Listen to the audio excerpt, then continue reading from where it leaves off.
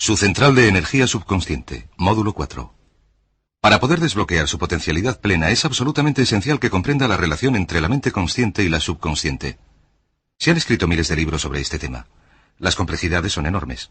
A lo largo de toda la historia de la humanidad se ha hablado del consciente y del subconsciente, especialmente del subconsciente. El subconsciente a menudo se conoce como la central de energía de nuestro ser. Hablaremos más de cómo uno afecta a su subconsciente según vayamos avanzando en este programa. Empecemos por hablar de la relación entre las dos mentes y de lo que puede hacer para controlarla y para cambiar la programación interna de la mente subconsciente. La mente consciente y la subconsciente están maravillosamente diseñadas. El diseño maestro, si me entienden, en el sentido de que tienen funciones muy distintas y trabajan perfectamente en tándem la una con la otra. Quizás un buen modo de ilustrarlo es diciendo que esta es la mente consciente y esta es la subconsciente. En realidad, la mente consciente realiza alrededor del 10% del pensamiento responsable de alrededor del 10% del conocimiento consciente, y la mente subconsciente hace al menos el 90% o más.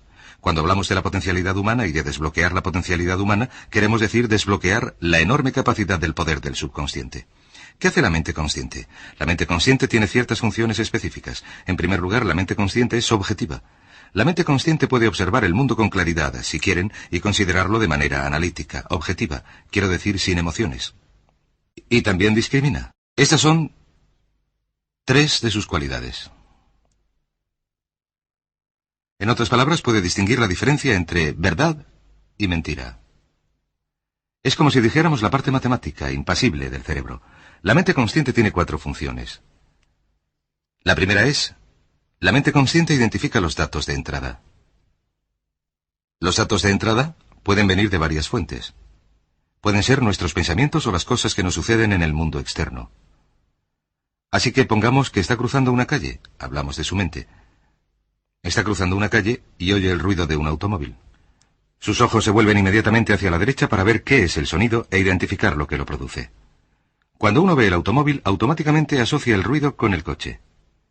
Lo segundo que hace la mente consciente es comparar ese automóvil en movimiento con todos los demás automóviles en movimiento de su experiencia. Si usted vive en una gran ciudad como Nueva York, ve un coche y compara ese automóvil en movimiento con otros coches, ha visto 100.000, quizás 1.000.000 de automóviles en movimiento y sus reflejos son muy rápidos.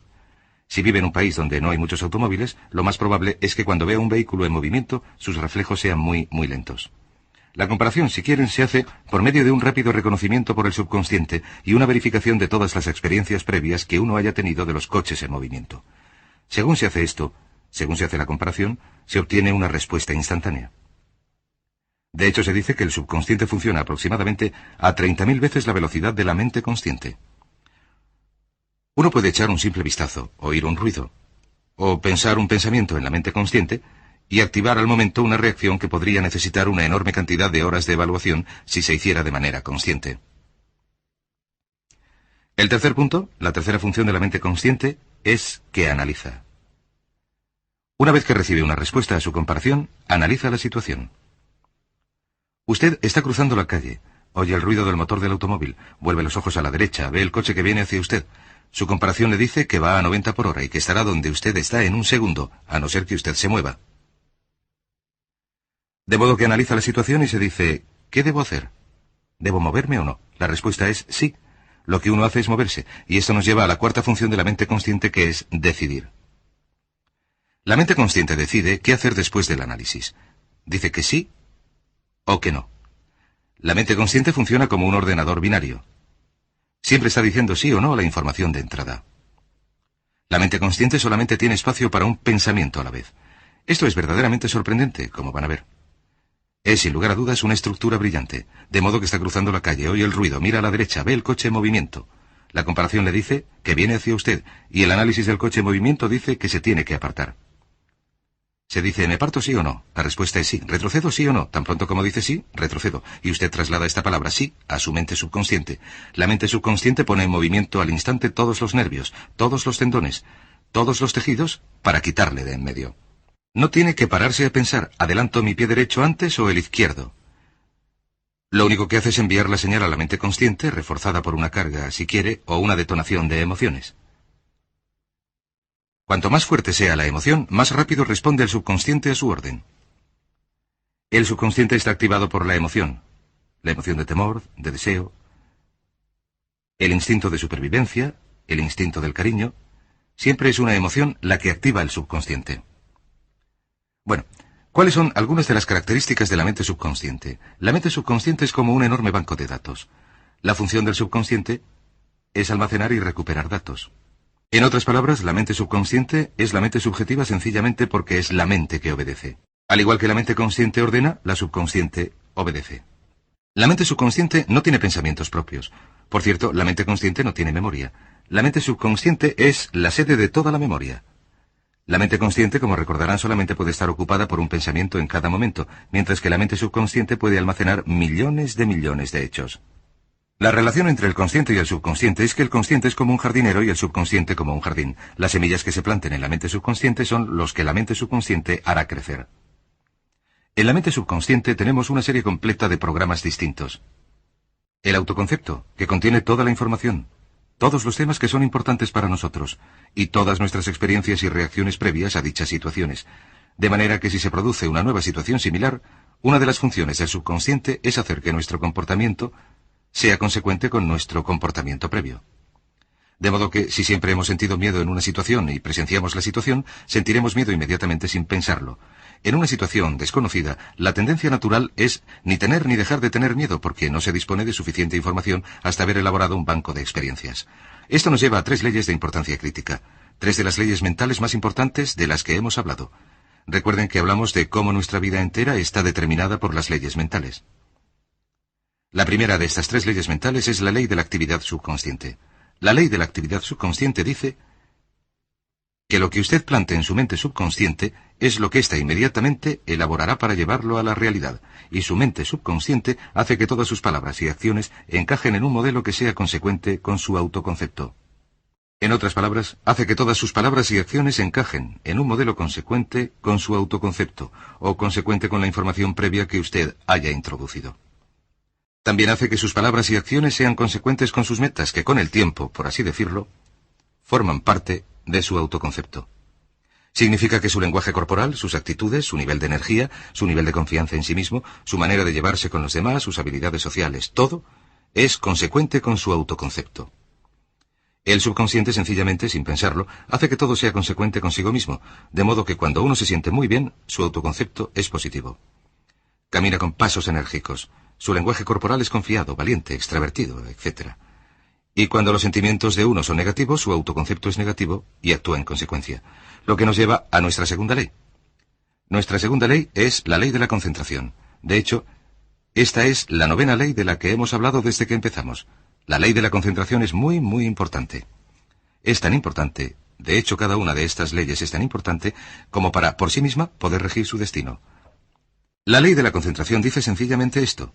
Dice que todo aquello sobre lo que usted se centre, crecerá. Todo aquello sobre lo que uno se centra, crece. Aquello en lo que piensa una y otra vez, crece en la realidad. Es muy sencillo. Yo solía dar un curso sobre el pensamiento creativo. El modo de explicarlo es imaginar que esta es la capacidad mental total que usted tiene. Y cuando envíe aquí un pensamiento, ocupa este espacio. Y el resto de la capacidad mental se utiliza también. Este es su pensamiento. Se utiliza para pensar en todas las demás cosas contenidas en su mente, pero cuanto más piense desde el consciente hacia el subconsciente, mayor será la proporción de su capacidad mental dedicada a pensar en esta idea, hasta que llega un momento en que si piensa en algo sin parar, no pensará en nada más. Y como no se piensa en nada más, se empieza a establecer un campo vibratorio. La mente subconsciente, el núcleo de la ley de la atracción, y la ley de la vibración, y la ley de la radiación. Se empieza a establecer un campo vibratorio que emite energía del pensamiento desde uno mismo, en consecuencia con lo que uno esté pensando, y atrae hacia la vida de uno a personas y circunstancias en armonía con dichos pensamientos. Solo tiene que mirar a su alrededor y decir, ¿en qué estás pensando todo el tiempo? ¿En qué está centrada tu mente todo el tiempo? Y la norma básica con respecto a la ley de concentración es centrarse, pensar en lo que se quiere que suceda, no en lo que se teme. Y esto nos lleva a la 3ª ley en esta serie, que es la ley de la sustitución. Ahora bien, la ley de la sustitución, como me dicen muchos de mis antiguos alumnos, ha sido la ley más importante que han aprendido. Es una ley muy sencilla. Se basa en el hecho de que la mente consciente solamente se puede centrar en un pensamiento en un momento dado, ya sea positivo o negativo. Si quiere deshacerse de un pensamiento negativo, la mente no es un vacío. No puede estar vacía. Si quiere deshacerse de un pensamiento, lo tiene que extraer, por así decirlo, con un pensamiento positivo. Se puede sustituir un pensamiento con otro.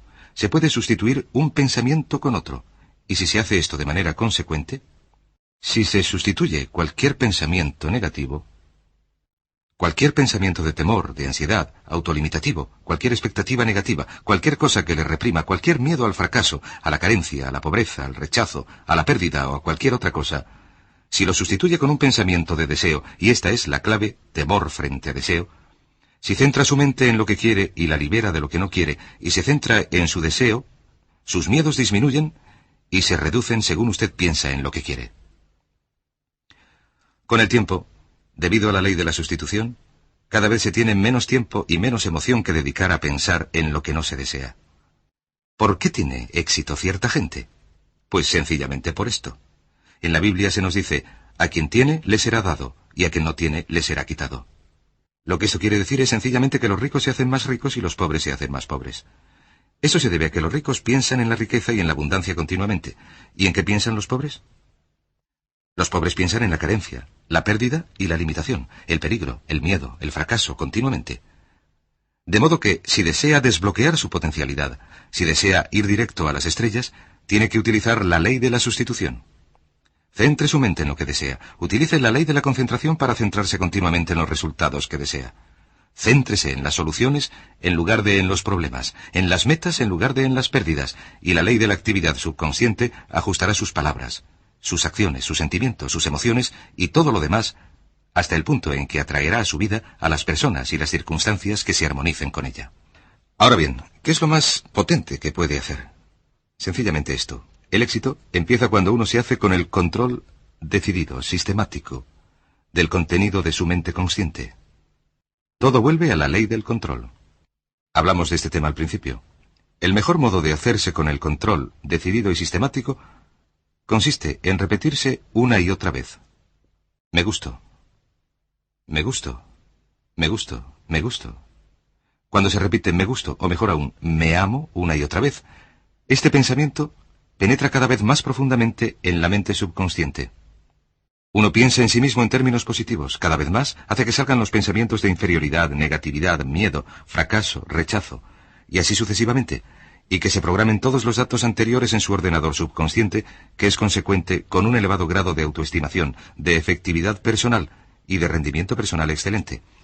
La clave de su éxito en la vida consiste en utilizar el poder de su mente subconsciente para programarla con pensamientos, palabras, imágenes, ideas y sentimientos consecuentes con un alto rendimiento, y centrar su mente en lo que desee y alejarla de lo que tema. Y recuerde, lo único en este mundo que puede controlar es su pensamiento. Lo único en el mundo que puede controlar son sus pensamientos conscientes. Si hace eso, todo lo demás será posible para usted. Eso, todo lo demás será posible para usted. Eso, todo lo